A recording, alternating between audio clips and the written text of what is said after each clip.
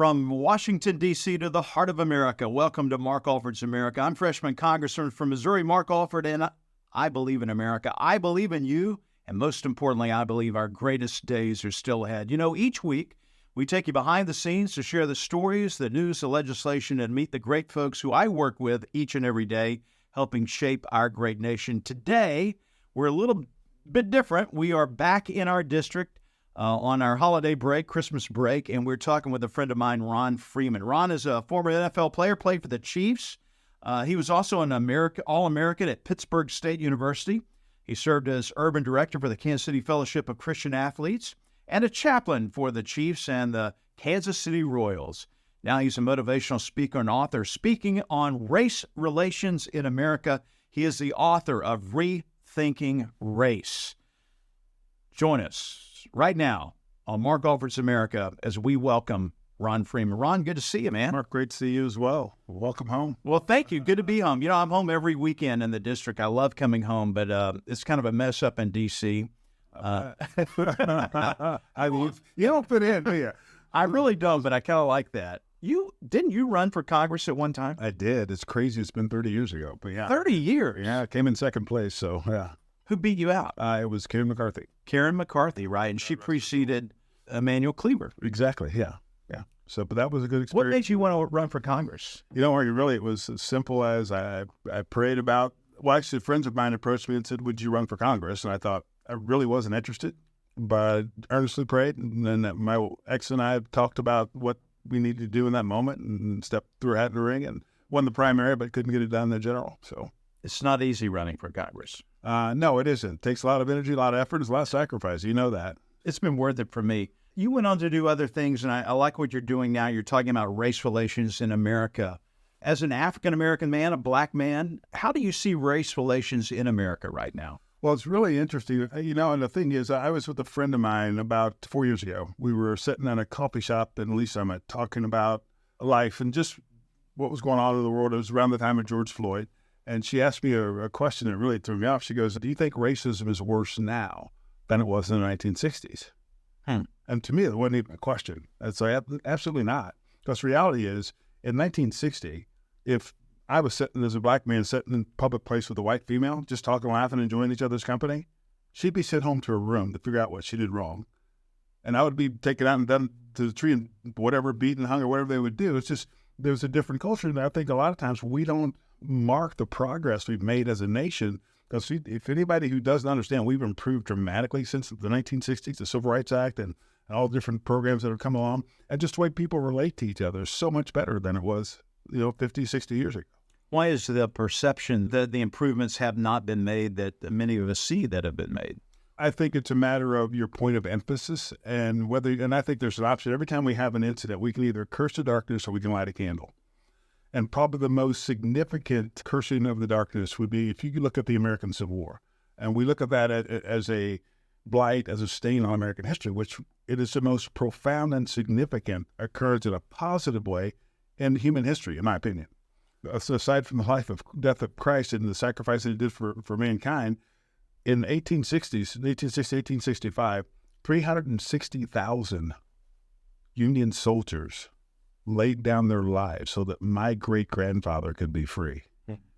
And you think about the depth of that, because the scripture tells us greater love has no man than this, that he laid down his life for his friend. So what is the value of 360,000 laying down their lives so blacks could be free? That's the spirit of America. But we don't celebrate that as a nation, Mark. It's like, why don't we have a celebration of... Why don't we? I think because we choose to focus on the fact that there was slavery, therefore it's all bad.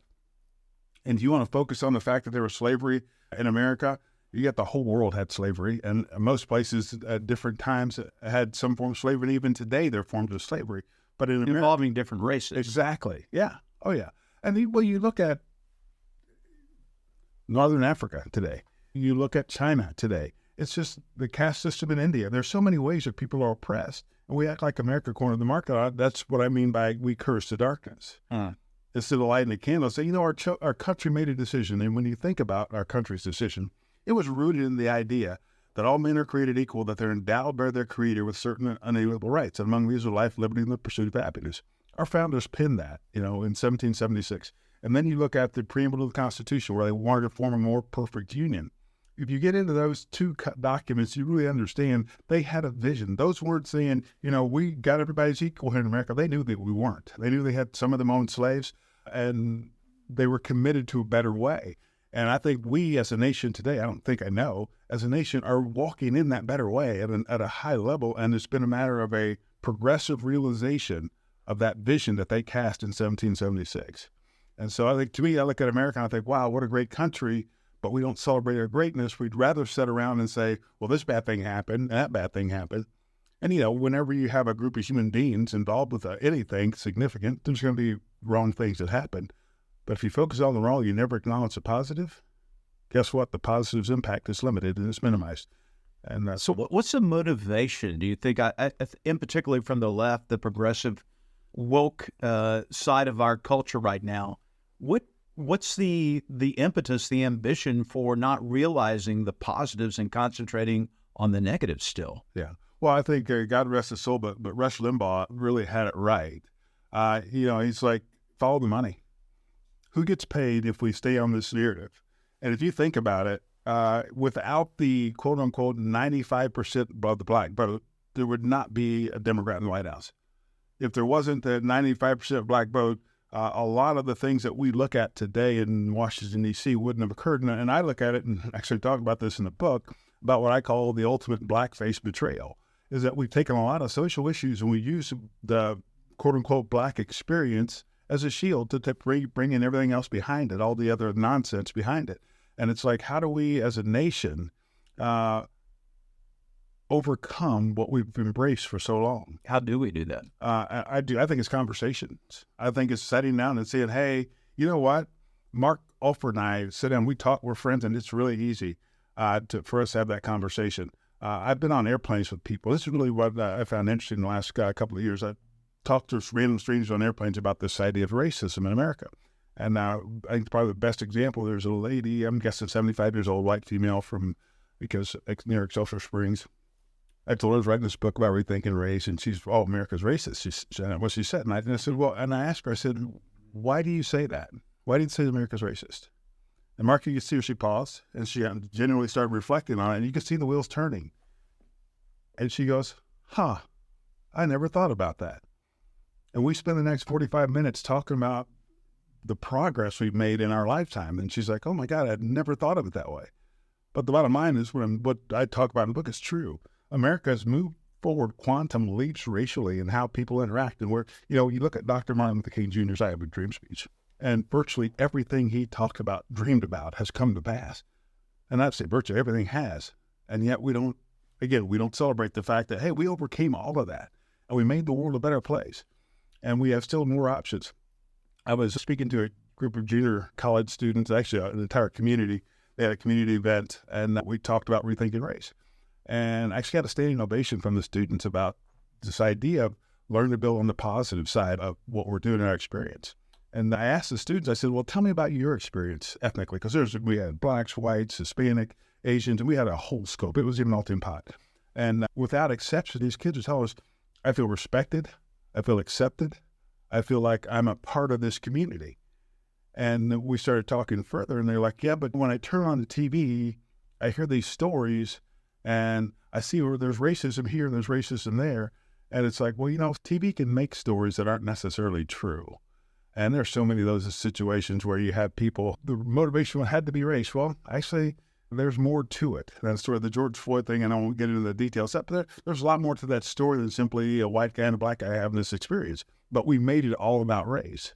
And I do talk about a gentleman named Tony Timpa, who died in a similar fashion to George Floyd in 2016.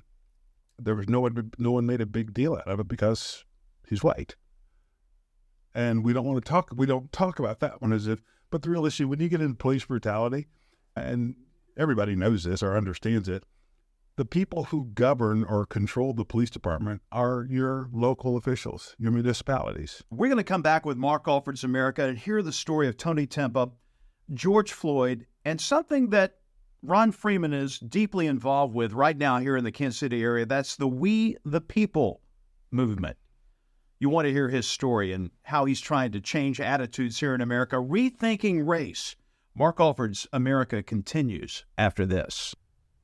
Welcome back to Mark Alford's America, where each week we take you behind the scenes in Washington, D.C., and now here in our district talking with some great folks, some friends of mine trying to change things to make America great again. One of those is Ron Freeman, a friend of mine, former Chiefs player, an author. He's written a book called Rethinking Race in America, and he's also helped started the We the People chapter here in eastern Jackson County. We'll get into that. He left off with a story about Tony Timpa, though, and George Floyd. How did this case and the George Floyd case change race relations, do you think, in America?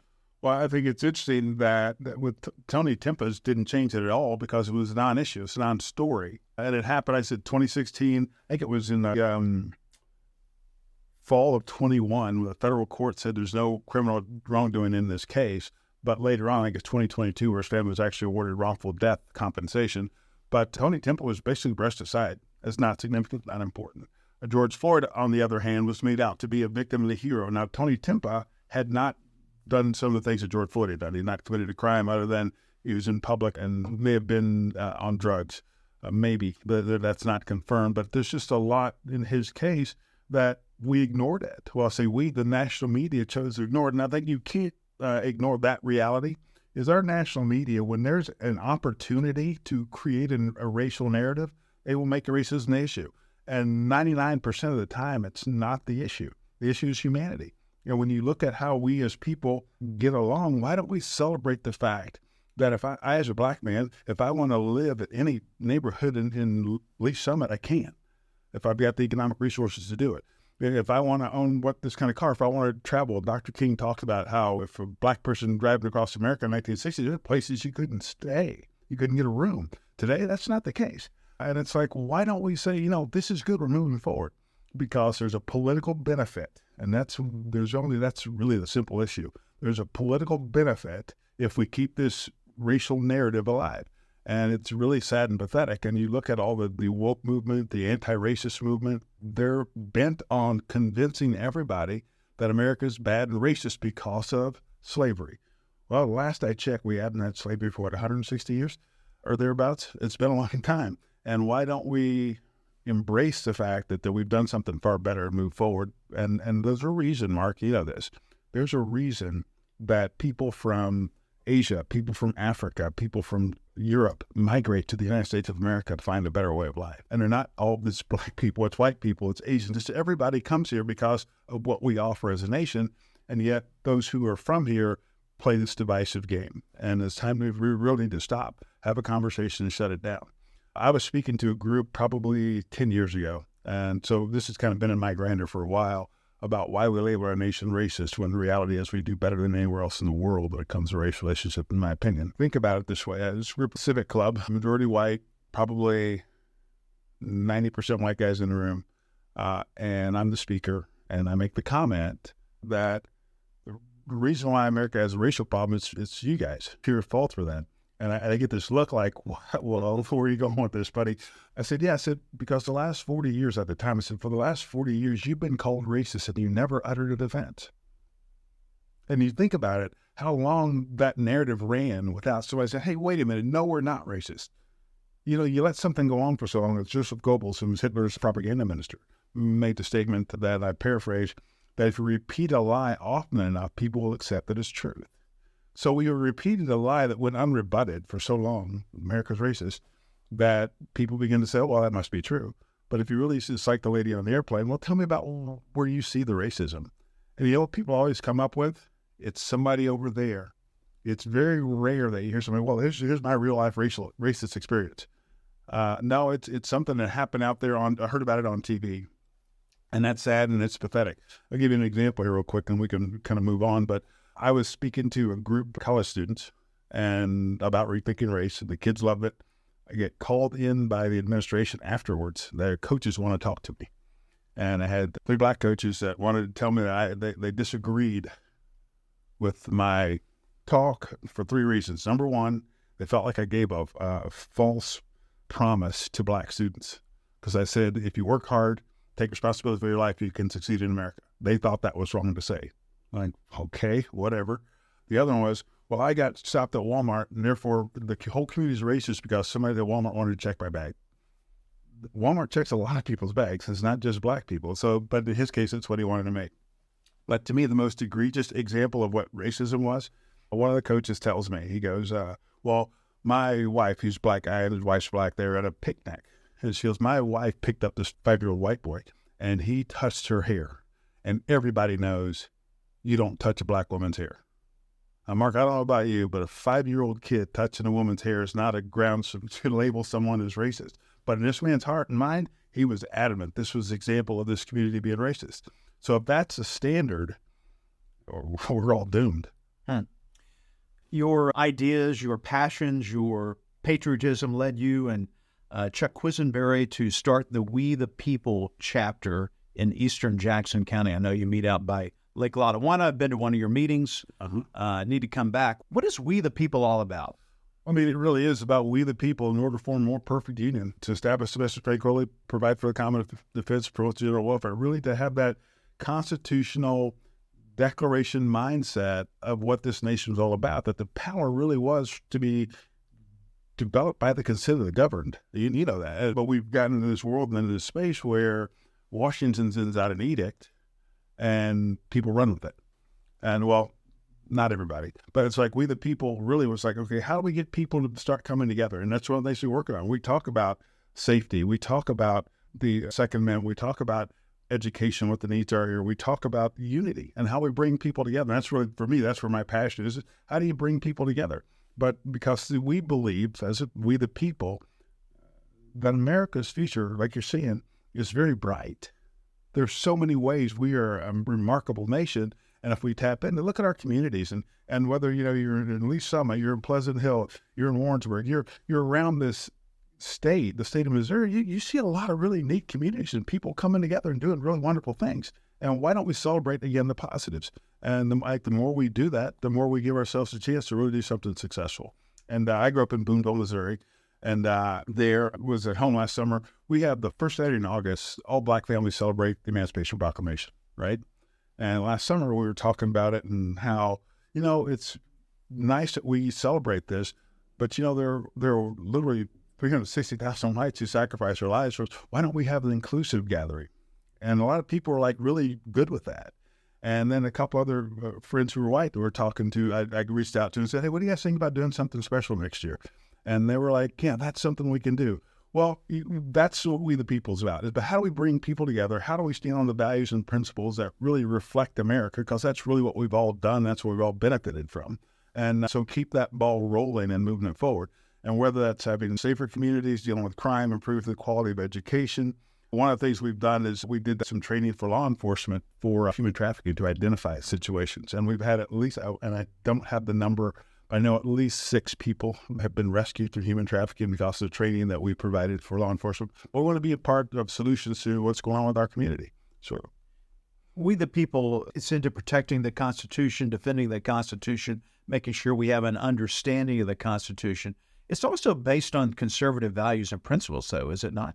Well, it is. But I think that and I think a lot of times in our society, we've taken to be conservative is to somehow almost viewed as a negative.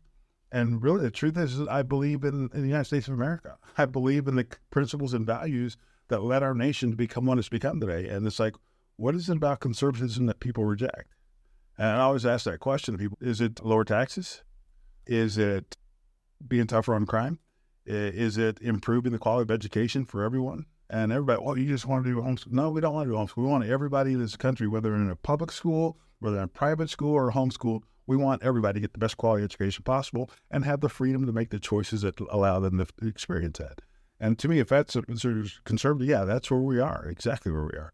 We believe in the Second Amendment. We think that when they said that the right to keep and bear arms should not be infringed, there's a reason for that. That verbiage is very clear and straightforward. Ron, what is it you love about America?